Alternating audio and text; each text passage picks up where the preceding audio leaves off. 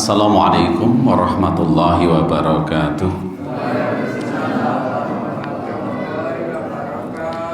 Innal hamdalillah nahmaduhu wa nasta'inuhu wa nastaghfiruh wa na'udzu billahi min shururi anfusina wa min sayyiati a'malina may yahdihillahu fala mudhillalah wa may yudlil fala hadiyalah.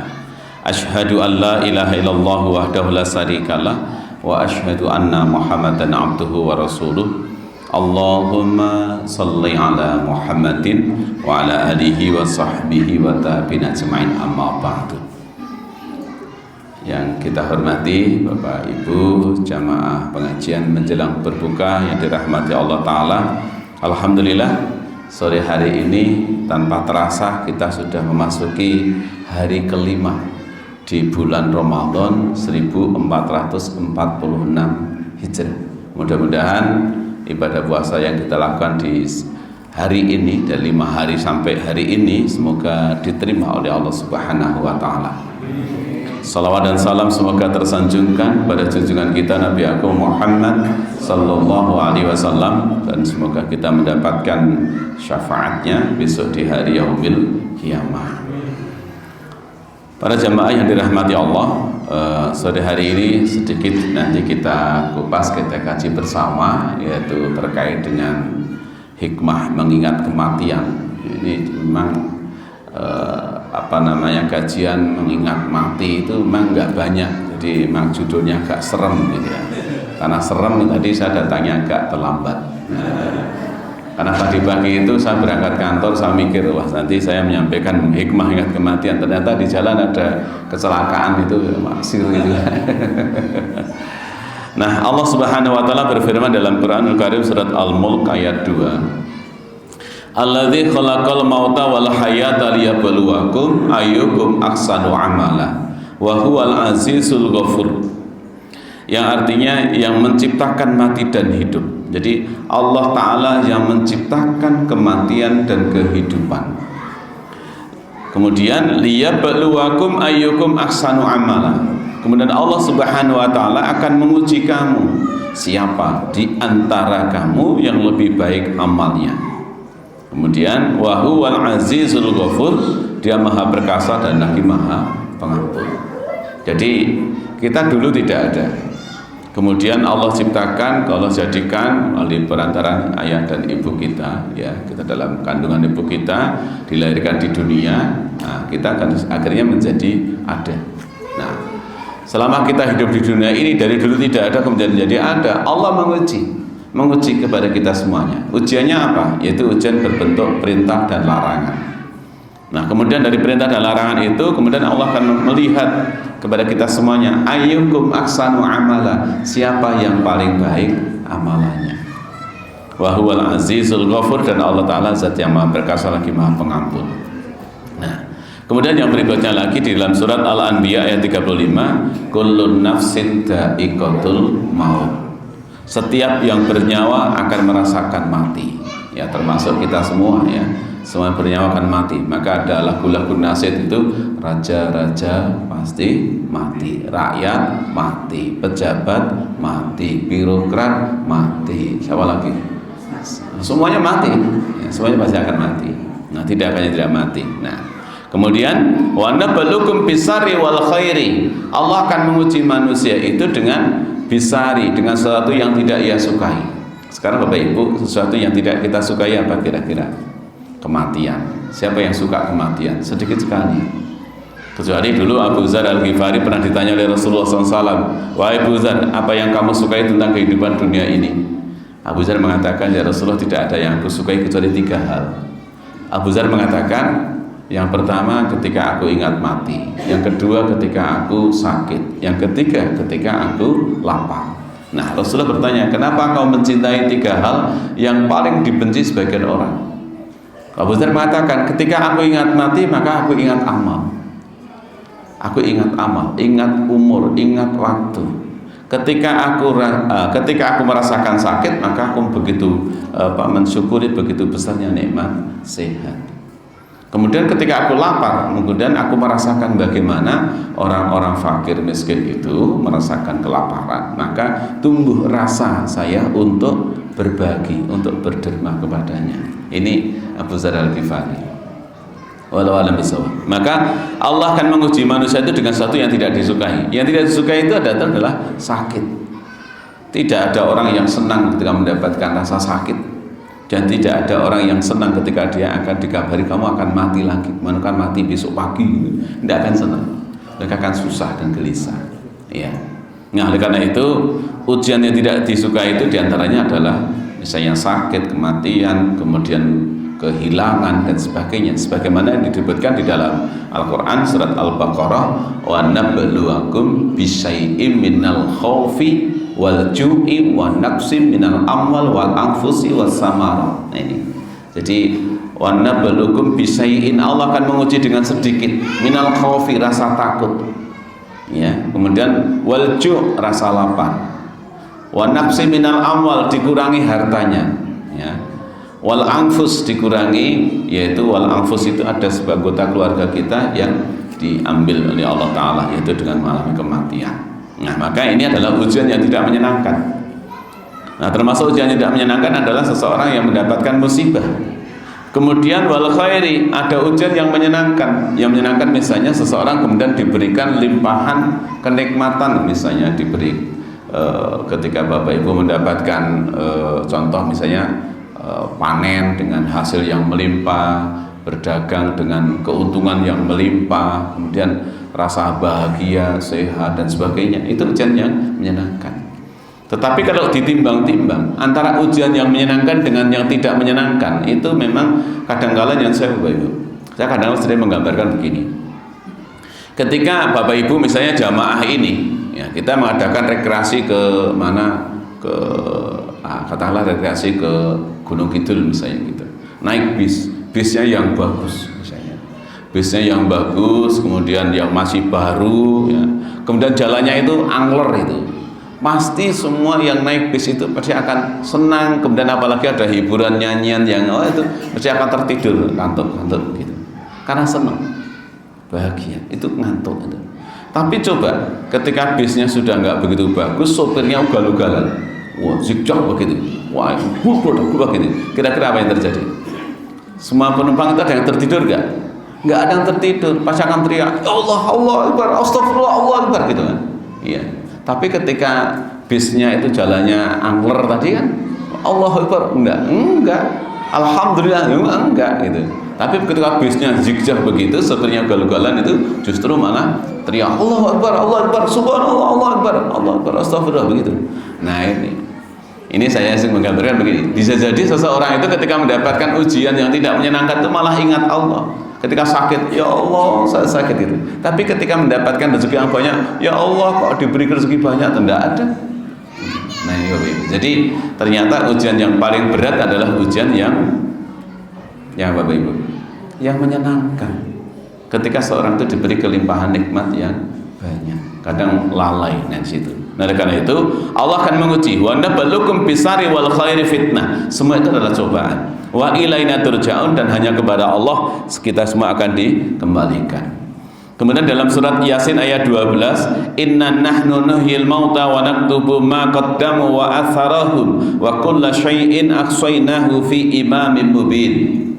Sungguh kamilah yang menghidupkan orang-orang yang mati, dan kamilah yang mencatat apa yang telah mereka kerjakan dan bekas-bekas yang mereka tinggalkan, dan segala satu kami kumpulkan dalam kitab yang jelas di Lauhil Mahfuz. Nah, dari ayat ini bisa kita ambil satu pelajaran bahwa selama kita hidup di dunia ini, ya, apa yang sudah kita lakukan. Ya, selama kita hidup di dunia sampai detik ini, kita hidup di dunia sampai detik ini, apa yang sudah kita lakukan? Bekas-bekas apa yang sudah kita lakukan, yang sudah kita tinggalkan, dan apa yang bisa dilanjutkan oleh orang-orang sesudah kita.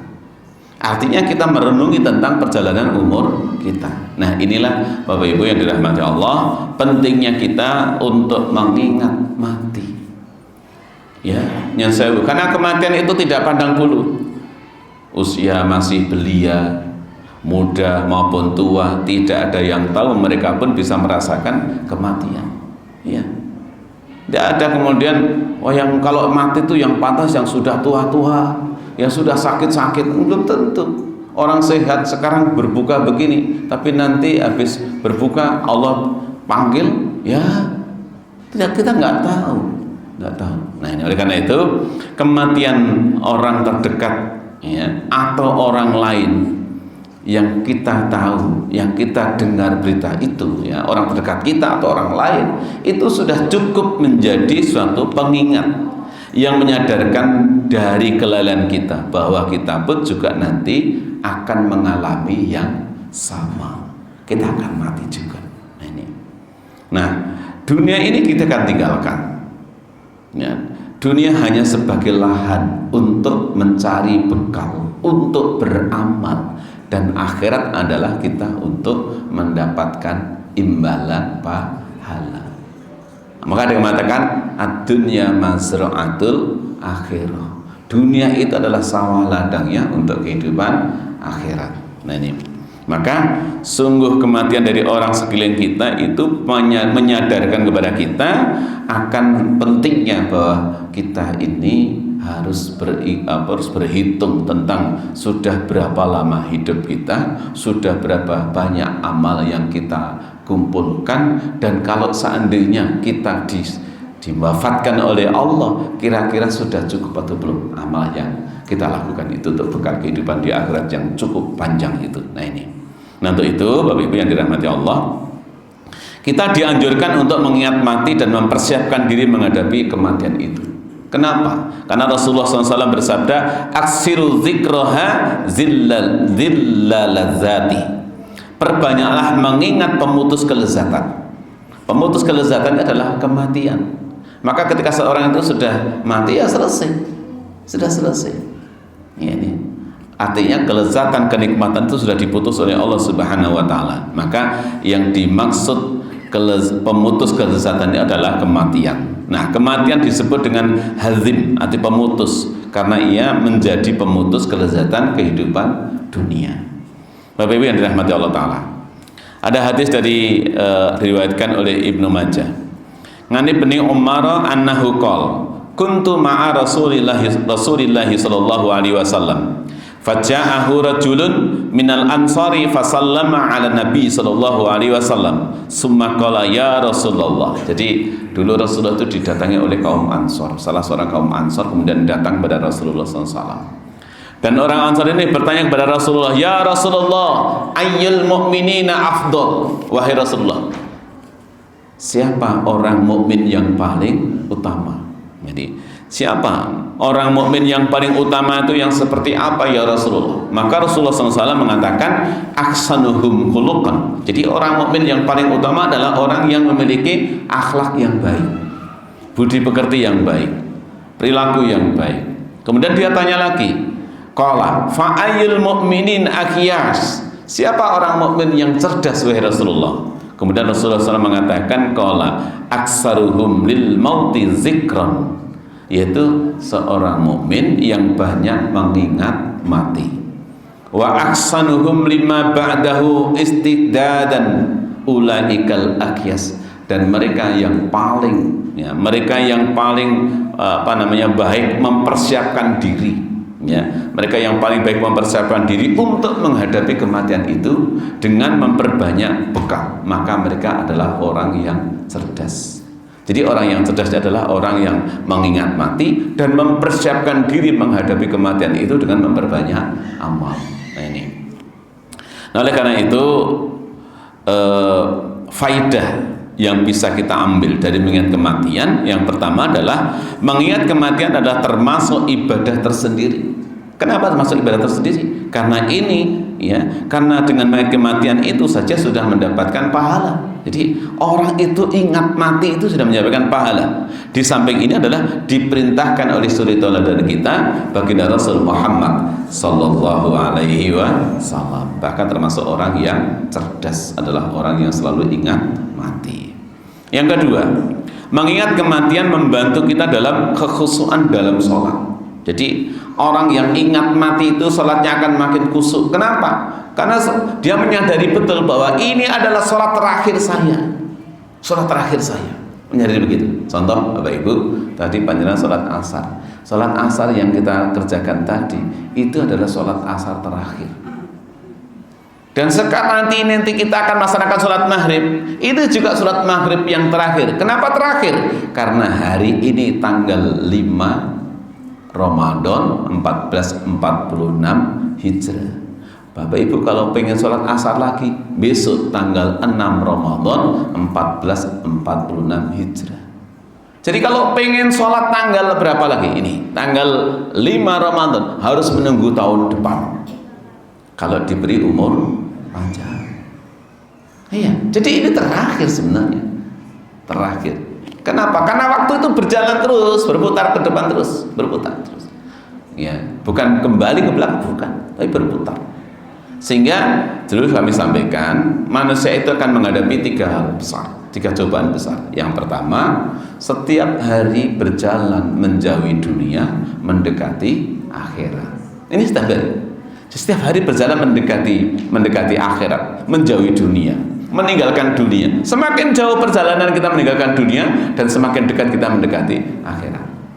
Yang kedua, setiap hari umur kita dikurangi oleh Allah Subhanahu wa Ta'ala.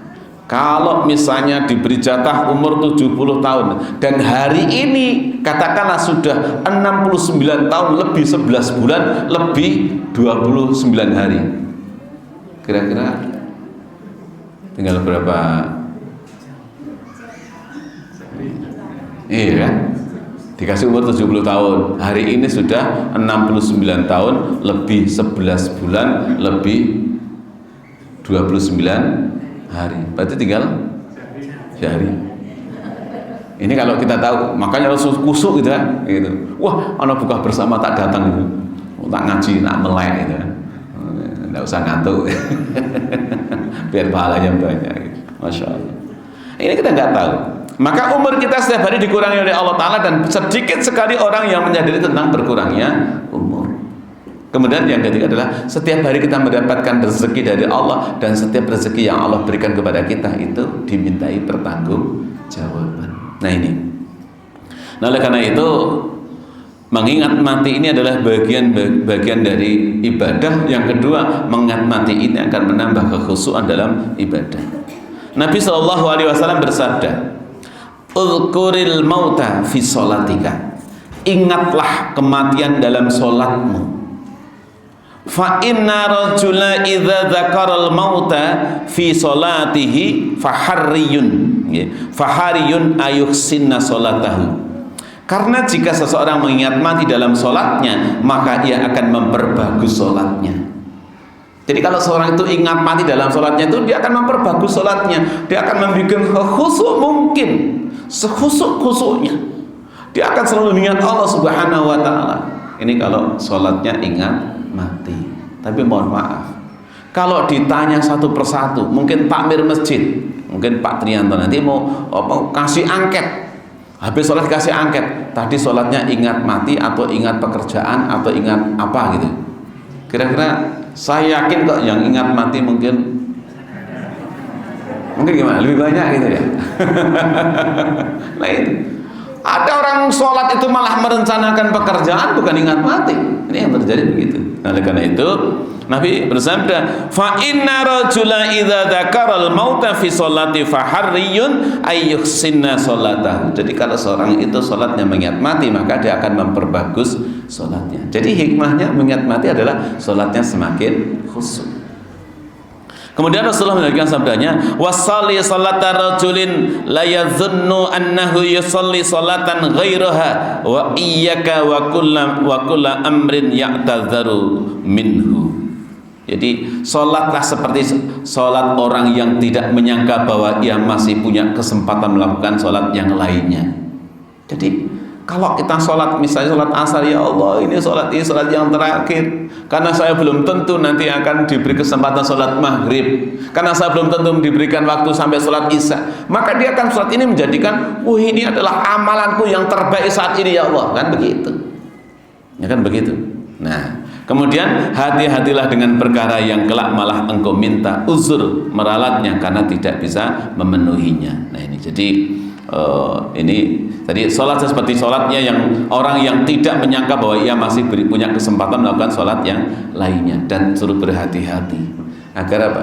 Ya kita ini persiapkan betul kalau kita mendengarkan panggilan sholat ini, bersyukur alhamdulillahirabbil alamin, kita masih diberikan panjang umur, bisa melaksanakan ibadah sholat, bisa memperbaiki amal ibadah kita, dan kalau seandainya Allah wafatkan di waktu sholat, insya Allah ini adalah amal terbaik yang kita persembahkan kepada Allah gitu.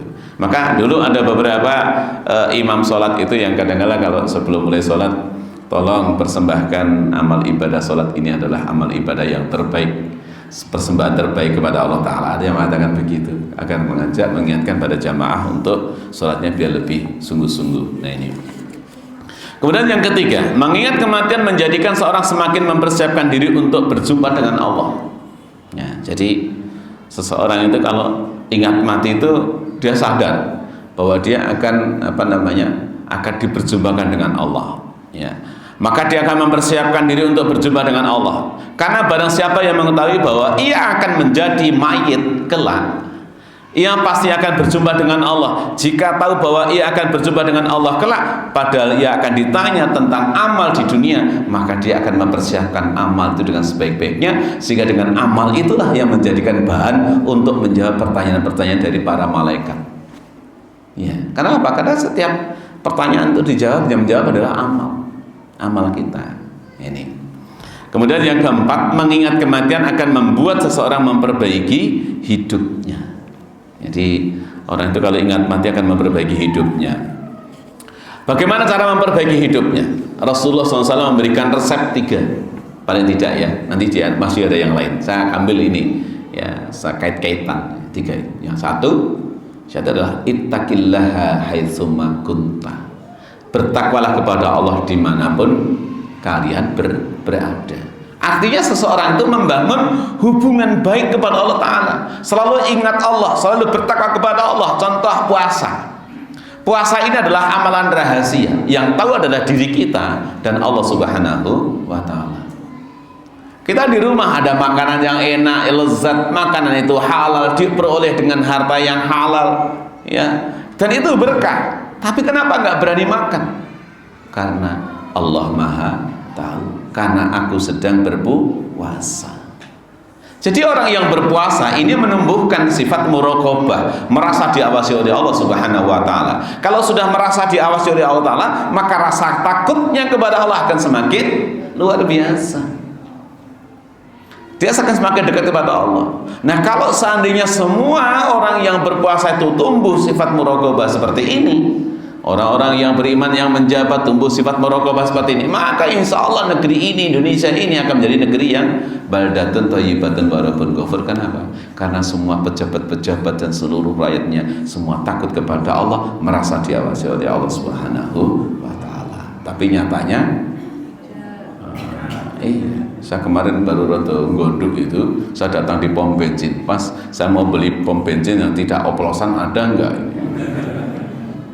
Ya selama ini kita beli pertama gitu, ternyata itu kan katanya ada isu oplosan. Dia oplos sejak tahun berapa? 2000 berapa? 2018 atau 19? 18. Masya Allah, kita ini beli pertama terus, ini dibohongin oplosan gitu kan. Walau alam bisawab. Kok tega-teganya? Kenapa? Karena dia adalah orang yang tidak takut kepada Allah. Loh, dulu katanya ketika diangkat sumpah diungguli Quran. Lah gimana mau? Dia nggak pernah baca Quran, nggak pernah ngaji Quran kok. Dia nggak pernah ngaji Quran, nggak pernah baca Quran, nggak pernah memahami Quran. Ya nggak paham. Nah, seperti itu. Nah, oleh karena itu orang-orang yang merasa diawasi adalah orang-orang yang mereka diberikan hidayah oleh Allah Subhanahu wa Ta'ala. Maka puasa ini mengkondisikan kita menjadi orang yang muraqabah, menjadi orang yang selalu ingat kepada Allah, orang yang selalu bertakwa. Maka konsepnya untuk menjadi seorang yang terbaik, ya, bisa memperbaiki hidupnya adalah satu, ittaqillaha haitsuma kunta. Bertakwalah kepada Allah dimanapun kita berada. Membangun hubungan yang baik kita dengan Allah Ta'ala. Ini bangun hubungan yang baik. Ini puasa, insya Allah akan menjadi seperti itu.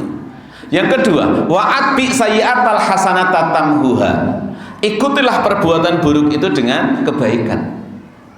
Ikuti perbuatan buruk itu dengan kebaikan. Maksudnya bagaimana? Bahwa setiap manusia pasti akan melakukan dosa, kata Nabi. Kullu bani Adam khata'un. Setiap anak Adam itu pasti melakukan kesalahan. Wa khairul khata'ina at-tawwabun, dan sebaik-baik orang yang melakukan kesalahan, yang merasa berbuat salah adalah mereka yang mau bertaubat. Nah, yang saya, Bapak Ibu, pernah enggak kita melakukan kesalahan? Bapak Ibu pernah melakukan kesalahan enggak? Pernah. Kalau pernah itu kan kadang kala gitu ya, enggak sering gitu ya. Oh, sering. Ya. Nah, oleh karena itu udah jelas, karena Rasulullah bersabda, kullu bani Adam khata'un. Setiap anak manusia pasti akan melakukan kesalahan. Nah, kemudian dari kesalahan-kesalahan itu, bagaimana caranya menghilangkan kesalahan itu? Maka Allah Ta'ala berfirman di dalam surat Al-Hadid ayat 114 dikatakan, innal hasanati yudhibnas sayyi'at. Sesungguhnya kebaikan-kebaikan yang kamu lakukan, yang dimaksud adalah sholat yang kamu lakukan, yudhibnas sayyi'at, adalah untuk menghilangkan, menghapuskan keburukan-keburukan yang kita lakukan. Rasulullah bersabda, as-sholatul khamsu wal jumu'atu ila jumu'ati wa ramadhanu ila ramadhana mukaffarat bainahunna. Salat 5 waktu yang kita lakukan dalam rangka menghapus semua kesalahan-kesalahan yang kita lakukan sebelum kita melaksanakan sholat. Kalau kita melaksanakan sholat 5 waktu sehari semalam, berarti kita menghapus kesalahan kita 5 kali setiap sehari semalam. Lalu bagaimana kalau ditambah dengan sholat sunnah? Semakin banyak lagi. Maka janji Allah di dalam sabda Nabi itu kan, man qoma ramadhana imanan wahtisaban ghufira lahu ma taqaddama min dzambi. Barang siapa yang melaksanakan qiyamul lail atau sholat tarawih karena iman, mengharap pahala Allah Ta'ala dengan penuh keikhlasan, ya, maka dia akan dihapuskan dosa-dosa yang telah lalu. Nah, ini sholat. Kemudian wal jumu'atu ila jumu'ati, dari hari Jumat sampai Jumat berikutnya. Maka Jumat yang lalu kita melakukan dosa, maka akan dihapuskan Jumat yang akan datang. War ramadhanu ila ramadhana, dari bulan Ramadan yang lalu kita melakukan, setelah bulan Ramadan kita melakukan kesalahan, melakukan dosa, maka akan dihapus dosa kesalahan itu di bulan Ramadan berikutnya. Ini. Nanti karena itu, mengingat kematian ini akan mendorong seseorang untuk memperbaiki kehidupannya. Tadi dikatakan bahwa aksiru zikra hadhil ladzati. Perbanyaklah banyak mengingat pemutus kelezatan, yaitu perbanyaklah mengingat mati, karena jika seseorang mengingat mati, fa innahu madzakarahu ahadun fi dikin min aisi illa wasya'ahu alaihi wala fi sa'atin illa dhayyaqahu alaihi.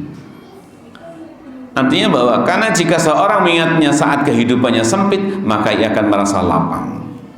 Jadi kalau dia sedang ditimpa kesempitan, kesedihan, semua nanti pasti akan mati dan sebagainya, maka akan merasa, oh iya, orang kaya yang punya harta yang banyak, punya ini itu dan sebagainya, nanti kalau dia mati juga tidak akan dibawa, begitu kan?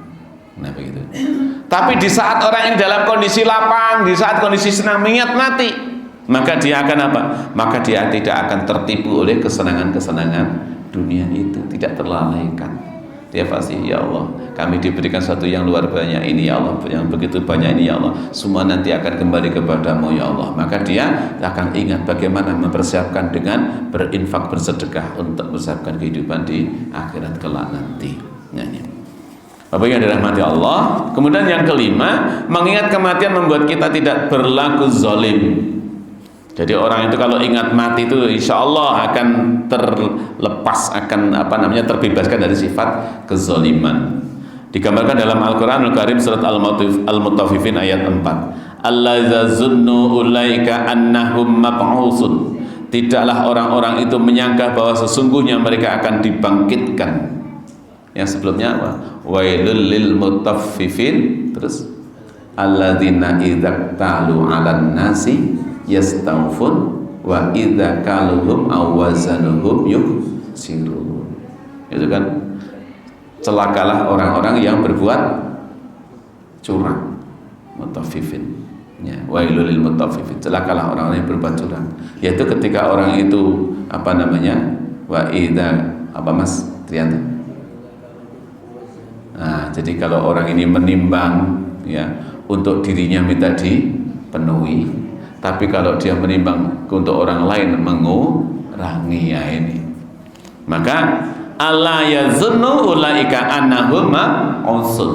Tidaklah orang-orang itu menyangka bahwa sesungguhnya mereka akan dibangkitkan. Nah, ayat ini dimaksudkan untuk orang-orang yang berlaku zalim dengan berbuat curang ketika menakar, ketika menimbang. Supaya apa? Tidak mengulangi perbuatan tersebut.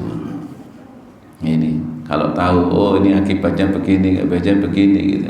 Dengan mengurangi takaran, mengurangi timbangan, ini dosanya besar dan sebagainya. Nah ini, maka dia akan dengan ingat kematian, maka dia akan berhenti dan tidak akan mengulangi lagi.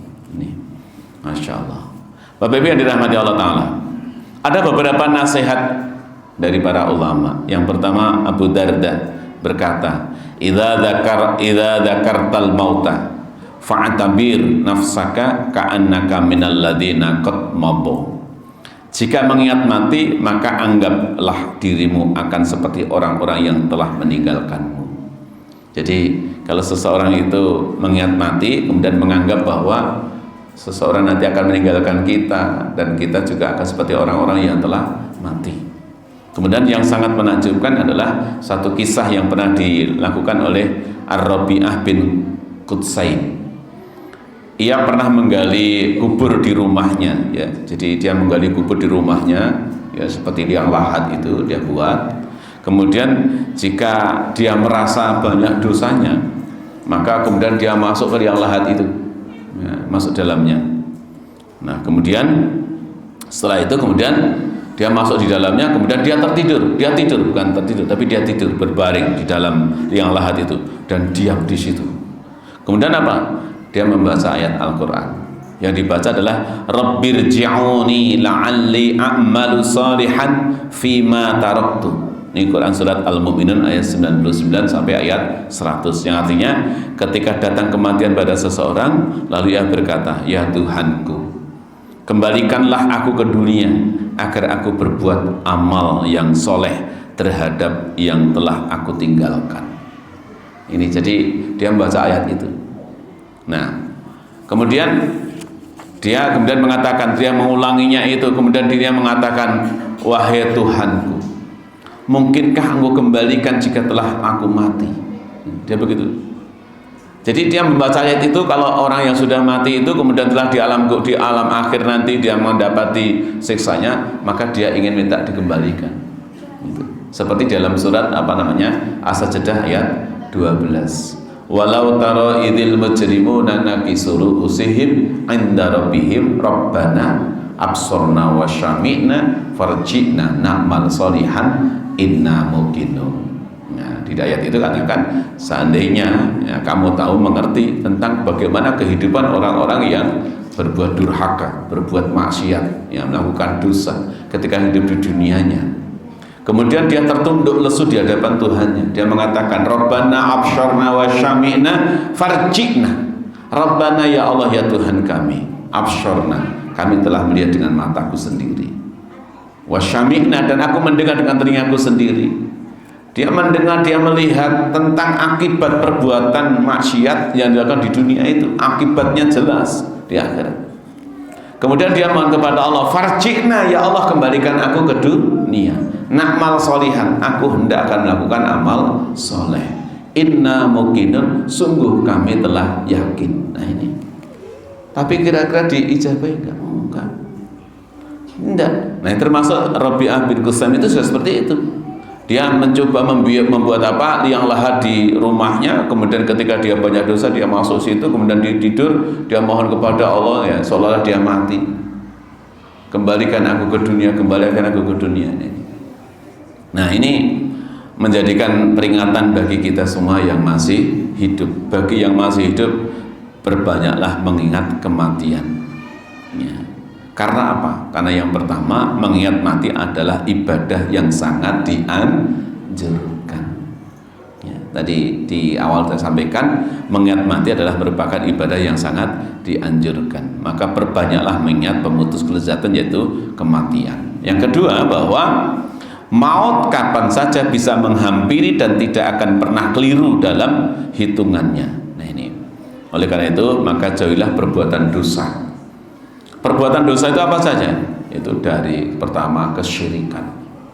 Jadi perbuatan dosa yang paling besar dosanya adalah pertama kesyirikan, syirik, menyekutukan Allah.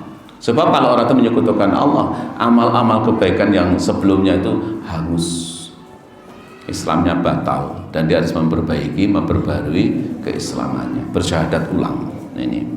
Kemudian yang kedua adalah bid'ah. Nah ini, bid'ah. Jadi bid'ah itu melakukan sesuatu yang tidak ada tuntunan dari Rasulullah dan menganggapnya itu adalah ibadah, dan soal mengatakan soalnya dari Rasulullah, bahkan bukan dari Rasulullah. Nah, apalagi kalau bid'ah itu diajarkan. Jadi orang yang melakukan bid'ah itu berdosa, mengajarkan bid'ah itu juga tambah dosanya, yang diajari juga dapat dosa, apalagi yang diajarkan mengajarkan lagi. Oh, dosanya itu bertambah-tambah terus itu. Maka antara dosa besar, ya, dosa besar dengan bid'ah itu lebih besar dosanya, yaitu bid'ah. Contoh misalnya dosa besar itu contohnya katakanlah apa ya? Dosa besar misalnya menipu orang, nah misalnya itu kan dosa besar, menipu. Ya. Nah, dibandingkan dengan bid'ah, maka dosanya lebih besar bid'ah. Misalnya menipu, asal nanti yang ditipu kemudian kembalikan haknya, selesai. Tetapi kalau bid'ah, mengajarkan bid'ah, misalnya saya mengajarkan bid'ah di sini, yang mendengar 20 orang, 20 orang itu cerita kepada Allah, mengajarkan lagi. Ini kan nanti sudah dibendung, ya kan? Padahal saya katakan, mohon maaf ya, kemarin itu salah, tolong jangan dilakukan, kemarin itu salah misalnya. Tapi yang orang lain mengajarkan pada orang lain, gimana? Tidak bisa. Ibaratkan saya dari rumah datang ke sini bawa kemoceng, bawa sulap itu saya cabut bulunya dari rumah, saya cabut sampai sini tinggal apa? Tinggal pegangannya, tinggal apa? Tinggal tangkainya. Kemudian saya pulang lagi ke pakem lagi, kemudian saya ambil cabutan bulu tadi, saya masukkan lagi, sampai rumah. Kira-kira utuh nggak? Utuh nggak sampai rumah? Nggak utuh. Mungkin yang hilang dengan yang kembali tinggal banyak yang hilang. Nah ini. Oleh karena itu hindari bid'ah, karena bid'ah ini juga akan menyengsarakan, dan maksiat-maksiat yang lain.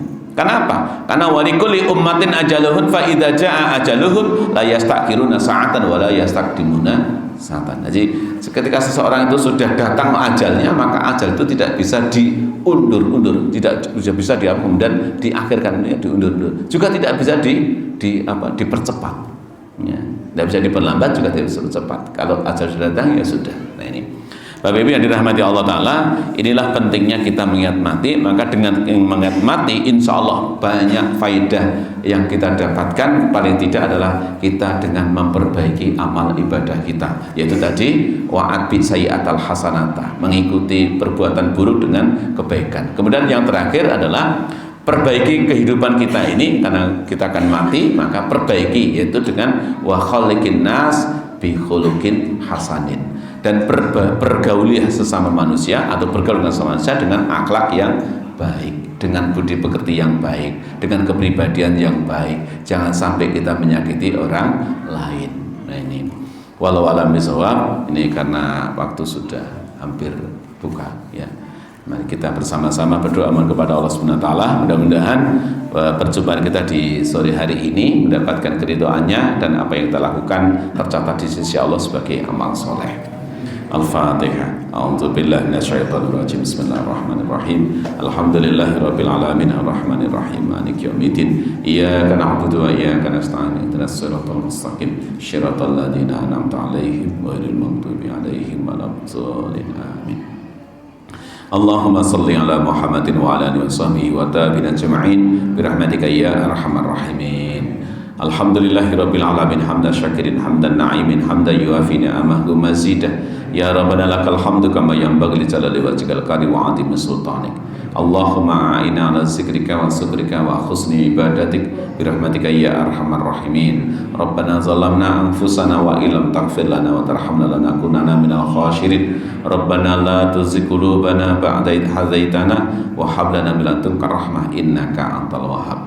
Rabbana ighfir lana wa li ikhwana alladziina sabaquna bil iman wa la taj'al fi qulubina ghillan lil ladziina amanu rabbana innaka ghafurur rahim. Rabbana ighfir lana wa li walidayna warhamhuma kama rabbayna shighara. Rabbana hab lana min azwajina wa dhurriyyatina qurrata a'yunin waj'alna lil muttaqina imama. Rabbana atina fid dunya hasanah wa fil akhirati hasanah wa qina azabannar wa adkhilna jannata ma'al abrar ya aziz ya ghafar ya rabbal alamin. Wa sallallahu ala nabiyyina Muhammadin sallallahu alaihi wasallam. Subhana rabbika rabbil izzati amma yasifun wassalamu alal mursalin walhamdulillahi rabbil alamin. Sekian, mohon maaf kalau banyak kekurangan. Assalamualaikum warahmatullahi wabarakatuh.